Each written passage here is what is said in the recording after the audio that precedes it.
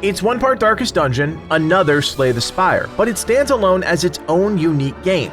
Hey there friends, it's Codiak here, one half of the team behind Legacy Gaming, and today we're checking out a brand new roguelike turn-based game, Rogue Lords, to determine if it's truly worth your time.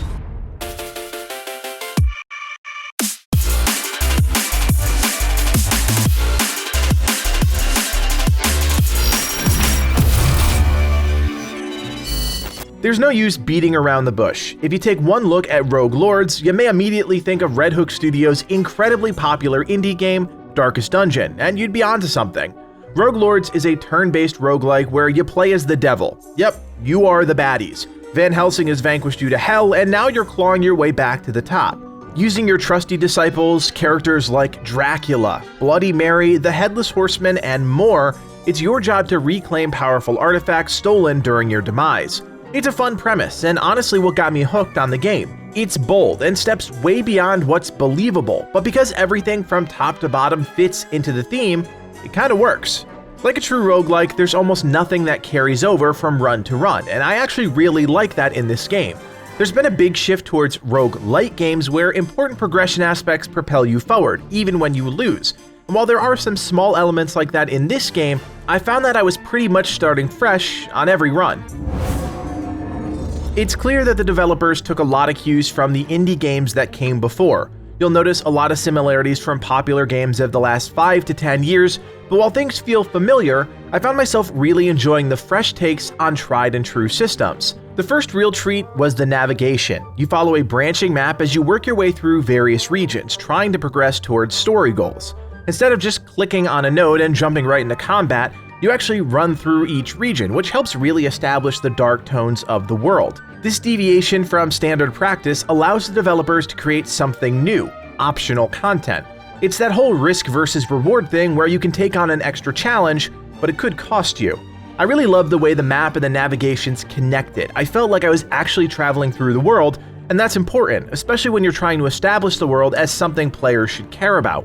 It helps that there's also a rock-solid narrator that ties the world together, voicing everything from main story beats to lesser events.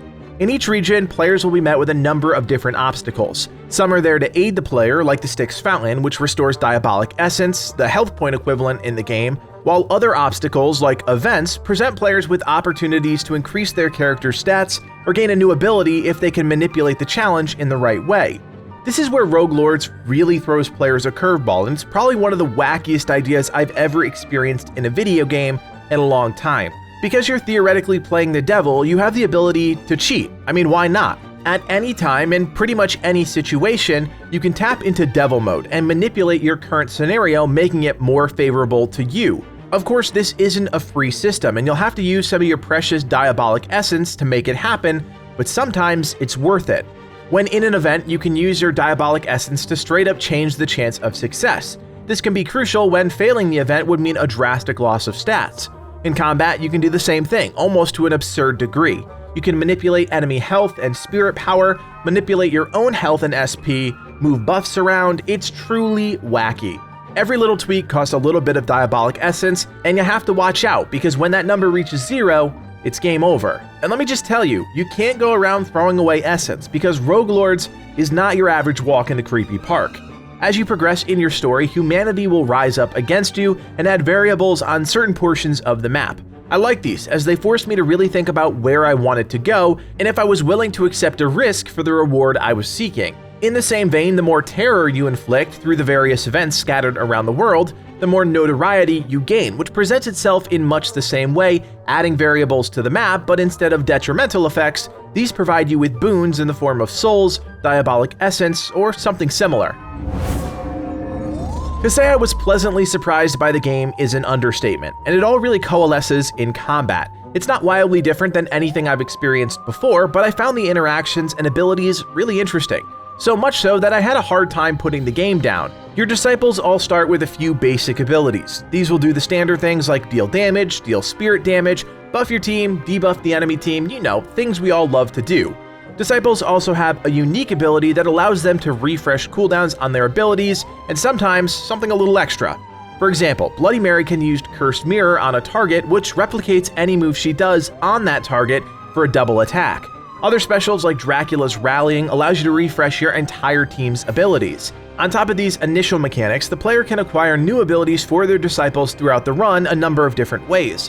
When entering combat, players can opt for different challenges. Some increase your terror level, which provides specific map buffs like we just talked about. Some reward you with souls, which you can spend at the Grim Reaper, and some reward you with skills. Your disciples only have a few slots available at first, but by careful selection and by using the sacrificial altar, you can combine 3 skills to create powerful variants. And with careful pruning of your abilities, you can open up more slots, giving you access to more abilities. It's a really neat dance that forces you to think about your disciples as individuals, but also their place on the team. One big deviation from similar games is the fact that at the start of combat, your entire team is refreshed. There's nothing that carries through from combat to combat, and while some people might not like that aspect of the game, I didn't find it stood in the way of my enjoyment. It's clear that combat is tuned around singular encounters, not full-length runs, and I'm okay with that. No matter what you do, you'll spend a good bit of time fighting against the Sanctua Lumen, your sworn enemies. Combat is a puzzle more than anything else. The system isn't built on randomness. Rogue Lords uses a dual health bar system, but unlike Stress and Darkest Dungeon, in this game we have to deal with spirit power. Think of this as a second health pool, because it's really not anything too unique. Disciples and enemies both have spirit points as well as health points, and it's up to you to figure out which avenue you choose to pursue. Disciples have a vast pool of abilities that target one of the 2 resources, but you have to think ahead and build them to fit the playstyle you're going for. For instance, Bloody Mary isn't exactly designed for spirit damage, but she can be with a few new skills and some modifications. The same can be said for the White Lady, who's really designed for spirit damage, not physical damage. I say all this so you have a better understanding of how the game works, the 2 systems at play, and how you have to think ahead to build out a team that works for you. As I mentioned, the game isn't easy, and even with Devil Mode, you make a few bad decisions and your run will be over before you know it. Speaking of which, I should also mention that your disciples can't die. When their HP or SP reaches 0, they enter a vulnerable state. Any further damage they take directly impacts your diabolic essence. Once that reaches 0, the run's over.